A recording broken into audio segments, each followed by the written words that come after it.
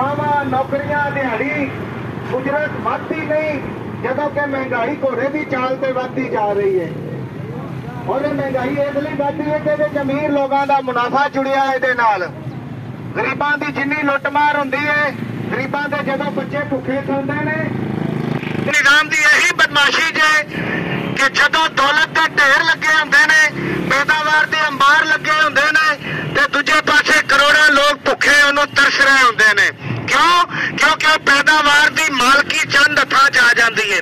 मुक्का बना के सारे लोग, पिछले भी मेरा भी हथ बना मुक्का बना के हाय हाय दे नारे, भाई रोटी महंगी।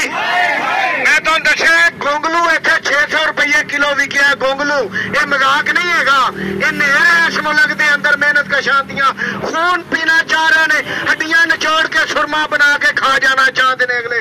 ते भरवी आवाज आवे, भाई रोटी महंगी, भाई बिजली महंगी, पेट्रोल महंगा, भाई सब्जी महंगी, भाई दाल महंगी, भाई अनाज महंगा, भाई घ्यो महंगा, भाई चीनी महंगी।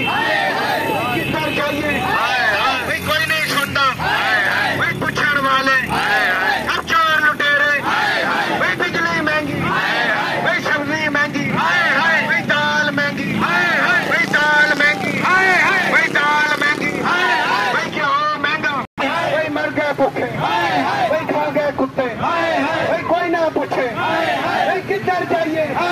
भाई कोई नहीं सुनता, भाई पूछण वाले सब चोर लुटेरे, मजदूर दवेरी, भाई लुट के खा गए, भाई मिल्ला वाले, असेंबलियां वाले, जागीरा वाले, भाई दौलता वाले, भाई लुट के खा गए। भाई तुसी भी बोलो, भाई तुसी भी बोलो, दिल खोल के बोलो, भाई लुट के खा गए। पेट्रोल महंगा, भाई दाल महंगी, भाई इलाज महंगा, भाई घ्यो महंगा, भाई बिजली महंगी, भाई गैस महंगी, भाई कोई नहीं सुनता, भाई पूछण वाले सब चोर लुटेरे। ये चूंकि 14 अगस्त आया है और तुहाडे बाल आपदे ही मरीजों का उस दिन जीना आराम की फिरते रहे ने। किसी सोसाइटी च वाजा नहीं बजिया, गरीबों की बस्तियां च वाजे बजे जे, और ये वाजा उन्होंने गरीब लोगों इसलिए फड़ाया है कि इन्हों अकल ना आ सके। जे अकल होवे तो लोग सवाल करन कि पौनी सदी बीत गई है, अज भी साफ पानी नहीं मिलता लोगों को। पौनी सदी बीत गई है, अज भी अड्डियां जाके मजदूर बैठे रहंदे ने, रोजगार नहीं मिलता।